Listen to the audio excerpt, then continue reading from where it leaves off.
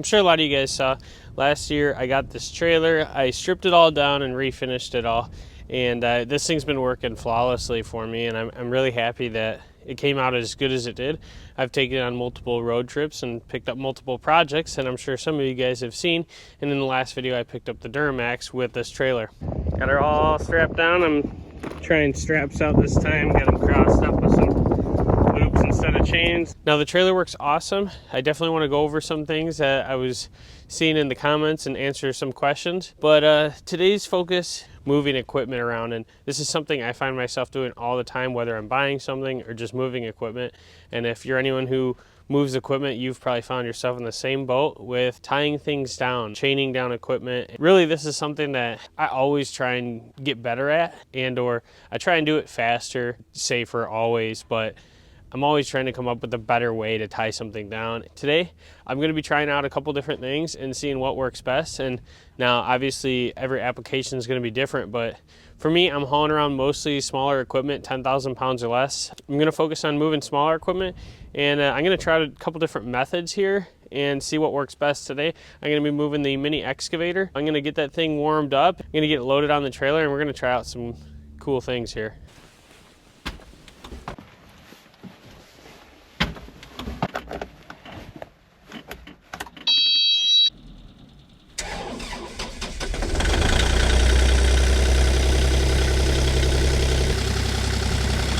While I got the excavator back there warming up, I want to take this time to show you guys some products that I was given from MyT Products.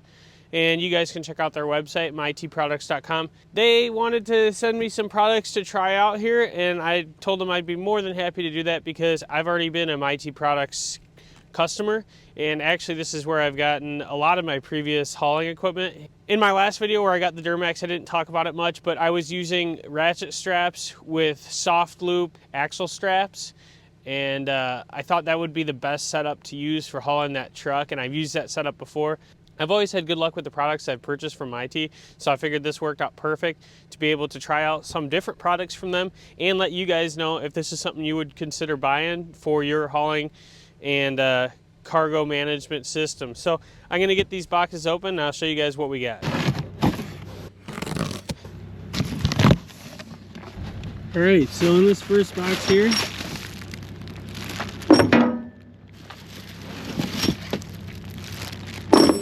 we got two of the easy binders. I believe that's what they call them. They've got these soft rubber handles. Over here is these ratcheting binders, and this is just something that looked pretty interesting to me, so I'm going to be curious to see how these things work and what the best application for these is going to be. It's almost like a come along but with chains and hooks, so we're going to try those out. That thing might be pretty interesting to use. In fact, I did get two of them here, so hopefully we can use these together. We can use these together and try them out. Now obviously I'm excited about everything here, but I really have wanted to try a set of these out. And these are just ratchets, and if I'm not mistaken, these are 3,333, no, 4,000 pound working load limit straps. So these are a little bit beefier than your typical straps here. These are 33. Actually, as you guys can see here, these are the those axle straps that I got from MyT. So yeah, these things have been through. I've used these, actually I've owned these 3 years or so, and they've been good. So there you go. I'm not just making it up here. So I just got these. I thought they would be really good to use for equipment like tractors or smaller equipment, even like the Mini X. This would probably work on. Now I use chains on that just because I'm more comfortable with it, but I actually think if you had enough of these straps, you could secure down a small under 10,000 pound machine with these without any issue. But again, I prefer chains. I got 4 of these guys, and really these were pretty inexpensive. I want to say these were less than $30 a piece. And then the last thing here which this is totally new for me. I have used one of these in the past. Anyone who's familiar with off-roading has probably used one of these, so I'll show you guys a little bit more about that. Now, as you guys can see here, I am standing on dirt. Now, luckily, it is about 30 degrees, so it's frozen. The ground's been frozen for a little while now, so it's nice and solid. But in the springtime and in the fall, when the moisture gets to be pretty high and there's a lot of rain, this is going to turn into a swamp, and having a nice recovery rope like this is really going to be critical because I tend to get things stuck. So anyway, I'm super excited to try out this kinetic energy rope. Now, it's pretty solid around here, so I don't know that I'll be able to do a whole lot of testing today, but I guarantee you guys will see me using this in some future videos where I'm yanking things out. I'm excited to try it out.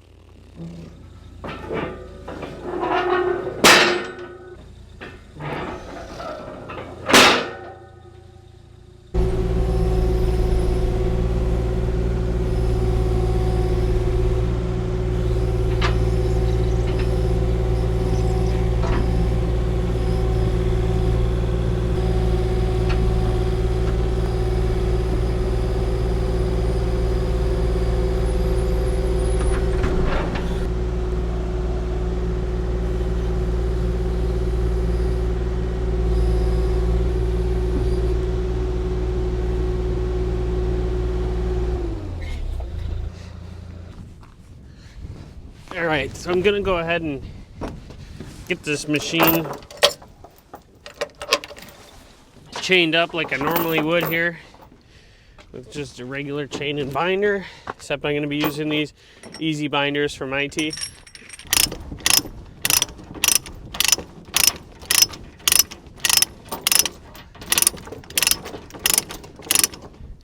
Anytime you work with chains and binders, the binders have the tendency to, as you spin this, wrap around. So it's just something to keep an eye on. I mean, we get some pretty good tension here. Once I get the other side pulled tight, it'll tighten this side up as well. But this is definitely one of the things that's, I guess you would say, a little bit more annoying about using standard ratcheting binder like that. Of course, these things work great, and in a lot of ways, they're still better than the snap binders. Although I do use snap binders in certain instances.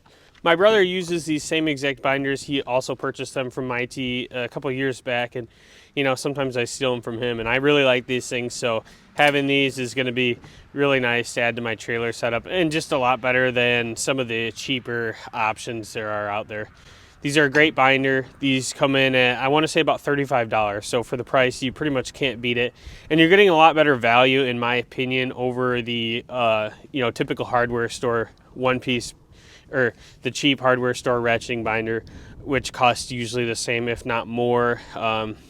Most of these cheaper sub $50 binders are made in China, so whether you're going to buy one at the hardware store, you're going to buy one from IT, you're not going to typically get an American made one until you jump up to that higher price bracket.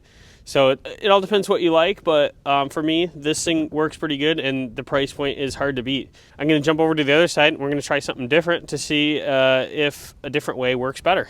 Over on the passenger side of the trailer, again, just using my 5/16 chain. Now, we're going to see how this product works, and this is a ratcheting lever binder. I mean, I guess they're both called ratcheting binders, but this is just a different style. Now, you can get these with different ends, with the larger ends or the smaller ends that hook onto chains. So in this case, the way I understand anyway, this is going to hook onto my trailer, hook it on like this. Then the other side, we can loosen this. This is the release it looks like. Again, I'm new to this, so bear with me here. I'm learning for the first time as I show you guys. Okay, so this is kind of hooked up, I guess, as it would be. If I knew more about this, I'd probably be faster. And there's a little slack in here, which I'm sure you could take out. But to my understanding, This is just gonna ratchet.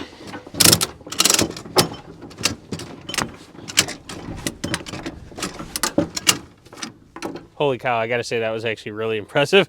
With one pull, it was basically, it had the slack pulled out of it. So you guys can see here how fast this thing's gonna work.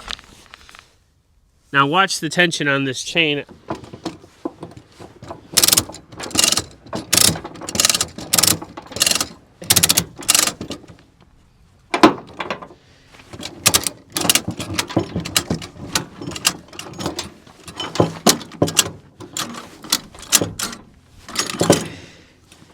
So that's pretty much how anyone would use it. They'd be kind of wailing on this thing and see if this thing wants to break or not.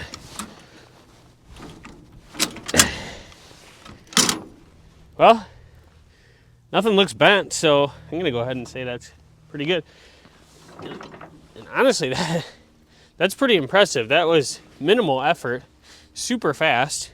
I believe this one's rated somewhere around 5,600 pounds working load. So again, I'm not going to be strapping down a bulldozer with this, but for this small equipment like I got here, you guys can see that worked really freaking well. And then you can adjust the length of how much chain is out on this end with this. But man, I'm actually really impressed with that. I might actually have to get more of these because that was fast. So this is just about as fast as a snap binder. The benefits to using this over the snap binder is you don't have to carry a big pipe with you for leverage like you would with the snap binder.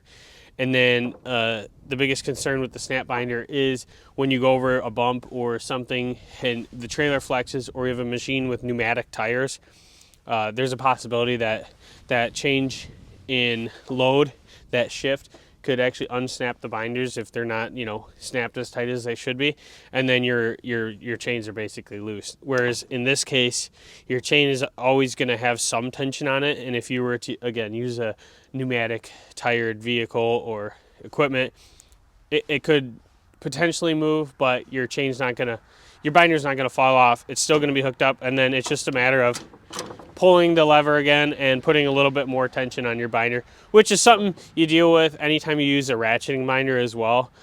With, again, pneumatic tired vehicles are kind of notorious, or at least that's what I've found.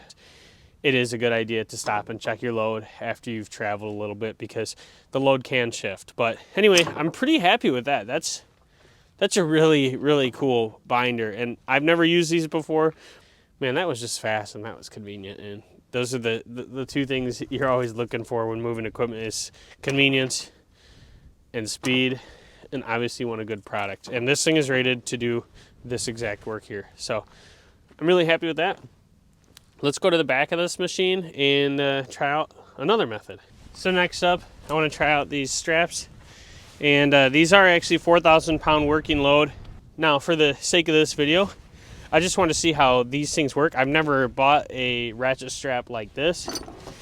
And the difference between this ratchet strap and your basic store-bought ratchet strap, or at least the ones in my area, is this actually has looks like a 5/16 chain and then a 3/8 hook on the end. Grade 70, as you guys can see, G70. It's got the gold zinc coating on it. And really this is just gonna be for something where you want to just hook up quick. I think this just gives me a little more confidence than a hook type of strap. Now, this strap is way too long for what I'm doing here. Again, it's just an example of what you could be doing with a product like this. This chain is a little bit small. I actually don't think this might be smaller than 5/16 now that I'm looking at it. Something a little bit smaller. So again, I'm not going to use it on this excavator, but I really like this style of ratchet strap, and I do use ratchet straps all the time. For me, I use these when I'm moving implements such as the Harley rake, the bucket, the rock bucket, anything implement. I want to just get it strapped on quick. I really like these chain ends. I think that's a lot sturdier. I'm really happy with how these things look, and I look forward to using them for, like I said, mostly attachments is what I'm going to use them for. But I wanted to show you guys how they work and what they look like. Now this might be the actual only downside to this style of strap, and maybe I just need some tips and tricks from you guys.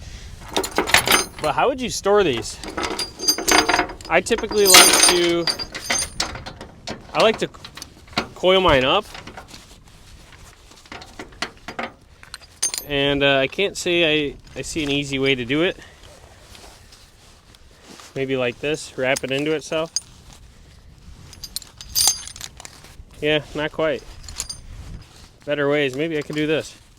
Let me know how you guys wrap these up, because I'm always open for a suggestion on better ways to do this.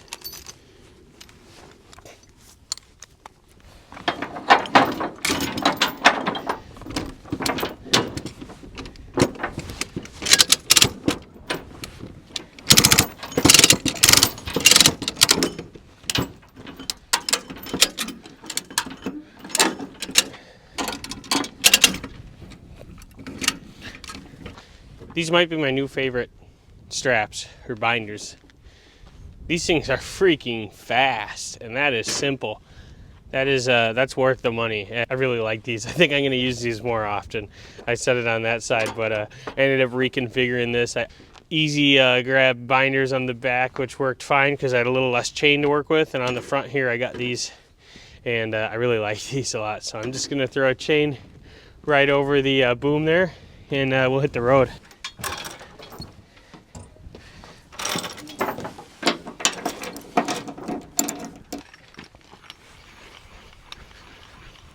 I don't know about you guys, but this is how I do, how I loosen that style binder, and I find that it works pretty fast like that. You go like this.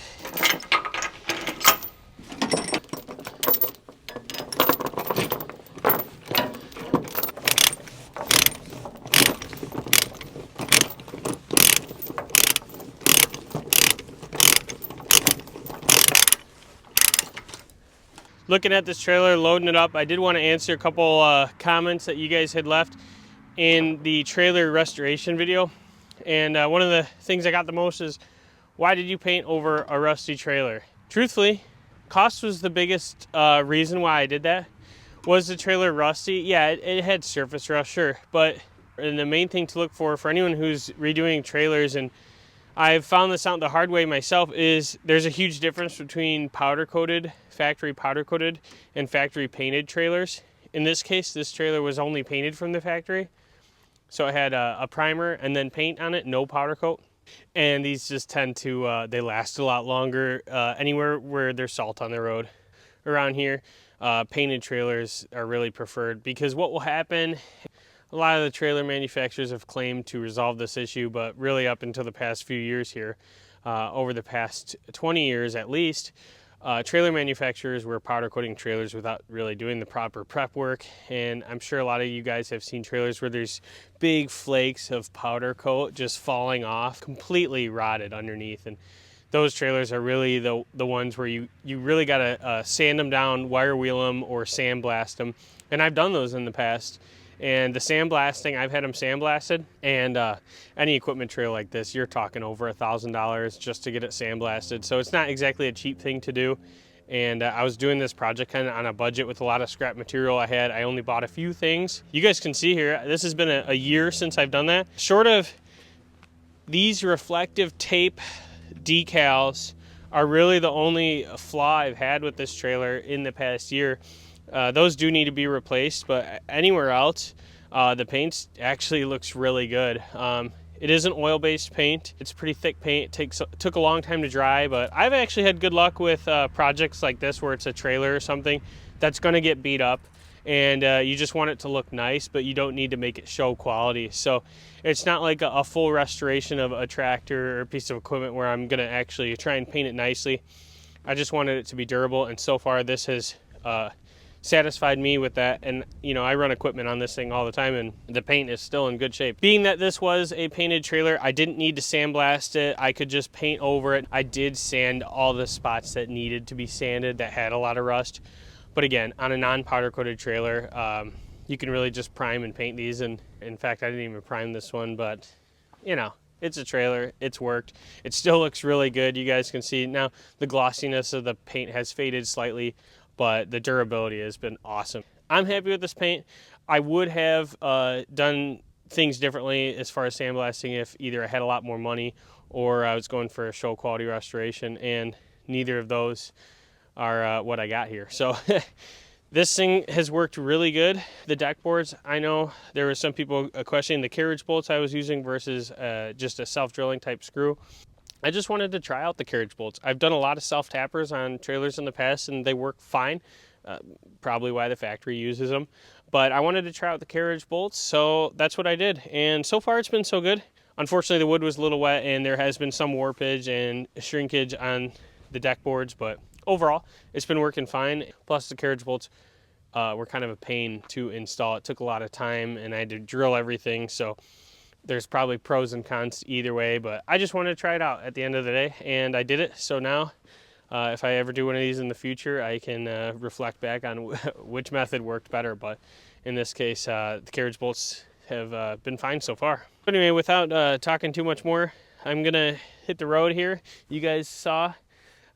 Big thanks to MyT Products for sending me all this stuff to try out here. And like I said, I did not try out the Kinetic Energy rope today, but you guys will see that in some future videos when I can actually get something stuck around here, and we'll give that thing a try because that should be pretty fun. See if any of their equipment can help your hauling needs and increase your productivity, and really that's what it's all about, is getting these things on the trailer, getting them secured properly and getting them secured fast, and so that way you can move your equipment without spending too much time screwing around. So definitely cargo management can be overlooked, but if you got a great system and you invest into a little bit better products, you can speed up your process. I'm really happy with how everything's turned out here, and thank you guys for watching. In the next one, we're gonna get back to actually wrenching on some equipment, and I got a lot of awesome things for you guys, so stay tuned.